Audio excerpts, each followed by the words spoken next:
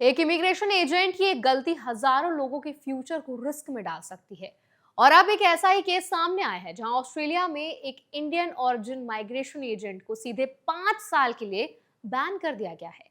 Reason सिर्फ एक नहीं बल्कि कई सीरियस वायलेशंस हैं। आज इस वीडियो में हम समझेंगे कि एग्जैक्टली क्या हुआ, अथॉरिटीज ने किन ग्राउंड्स पर एक्शन लिया, रूल्स क्या कहते हैं और सबसे इंपॉर्टेंट बात, इंडियन एप्लीकेंट्स को इससे क्या सीख लेनी चाहिए ताकि वो किसी भी फ्रॉड या गलत गाइडेंस से बच सके।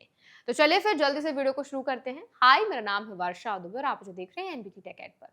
ऑस्ट्रेलिया की गवर्नमेंट के डिपार्टमेंट ऑफ होम अफेयर्स के इन्वेस्टिगेशन के बाद ये साफ हुआ कि माइग्रेशन एजेंट वनीत कौर चड्डा ने वीजा एप्लीकेशंस में गलत जानकारी दी और कई लीगल ऑब्लिगेशंस फॉलो नहीं किए।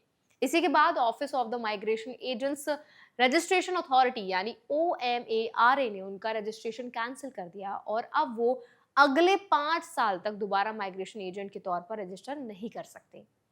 अथॉरिटीज ने अपने डिसीजन में साफ कहा कि वो फिट एंड प्रॉपर पर्सन नहीं है। इमिग्रेशन असिस्टेंस के लिए यानी जो बेसिक रिक्वायरमेंट्स होती हैं, एजेंट ऑनेस्ट हो, लॉ फॉलो करे और क्लाइंट्स के साथ फेयर तरीके से डील करे, वो यहाँ पूरी नहीं हुई है। इन्वेस्टिगेशन में भी ये सामने आया कि उन्होंने क्लाइंट्स के डॉक्यूमेंट्स और फाइल्स के साथ सही तरीके से काम नहीं किया और कई केसेस में मिसलीडिंग इंफॉर्मेशन दी गई।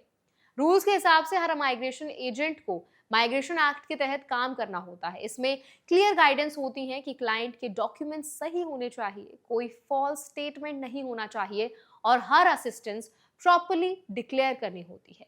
लेकिन इस केस में पाया गया कि एजेंट ने डिपार्टमेंट को ये तक प्रॉपर्ली डिक्लेयर नहीं किया कि उन्होंने किस क्लाइंट को क्या इमिग्रेशन हेल्प दी है, जो कि एक बहुत सीरियस वायलेशन माना जाता है। इसके अलावा OMARA ने यह भी हाईलाइट किया कि उन्होंने इंटरनेट पर मिसलीडिंग एडवर्टाइजिंग की, यानी सर्विसेज को ऐसे प्रेजेंट किया गया कि पूरी तरह एक्यूरेट नहीं थी। और इतना ही नहीं, उन्होंने अपने स्टाफ को भी प्रॉपर्ली सुपरवाइज नहीं किया, जिससे बिजनेस के अंदर ही इलीगल इमिग्रेशन असिस्टेंस दी जा रही थी।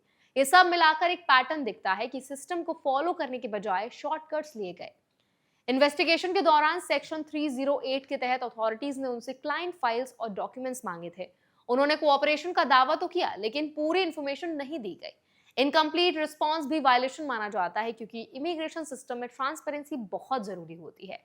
अब अगर इंडियन एप्लीकेंट्स के पर्सपेक्टिव से देखें तो यहाँ सबसे बड़ा टेक अवे ये है कि वीजा प्रोसेस में किसी भी तरह की गलत जानकारी देना या गलत गाइडेंस लेना सीधा रिजेक्शन या बैन तक ले जा सकता है।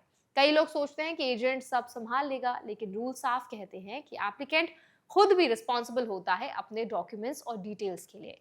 ऑस्ट्रेलिया के इमिग्रेशन सिस्टम में इंटेग्रिटी बहुत इंपॉर्टेंट फैक्टर है। अगर किसी एप्लीकेशन में फॉल्स इंफॉर्मेशन पाई जाती है तो सिर्फ वीजा रिजेक्ट नहीं होता, बल्कि फ्यूचर एप्लीकेशंस भी इंपैक्ट हो सकती हैं और कई केसेस में एंट्री बैन तक लग सकता है। इसीलिए किसी भी एजेंट पर ब्लाइंडली डिपेंड करना रिस्की हो सकता है।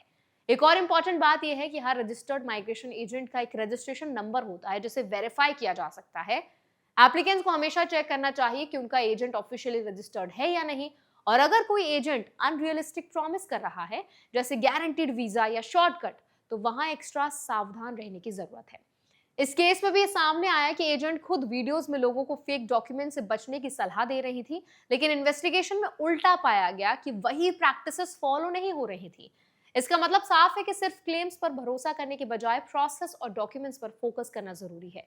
अथॉरिटीज का एक्शन ये दिखाता है कि डेवलप्ड देशों में इमिग्रेशन सिस्टम को बहुत क्लोजली मॉनिटर किया जाता है और कोई भी इरेगुलरिटी जल्दी पकड़ में आ जाती है। इसीलिए इंडियन एप्लीकेंट्स के लिए सेफेस्ट अप्रोच यही है कि वो हर स्टेप खुद वेरीफाई करें, डॉक्यूमेंट्स ऑथेंटिक रखें और किसी भी तरह के शॉर्टकट से दूर रहें।